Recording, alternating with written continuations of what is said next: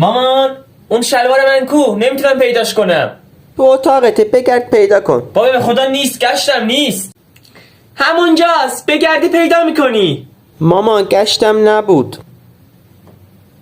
به خدا بیام اونجا باشه همون شلوار رو میکنم تو کو.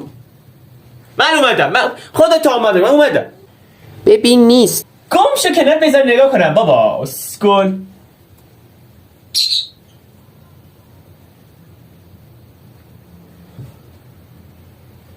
چطور امکان داره؟ اینجا نبود. یس خدایا مرسی، پیدا نکرد برای بار اول.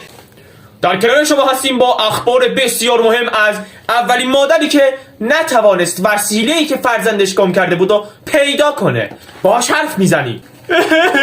من واقعا از تمام مادرای سرزمین معذرت میخوام، همشون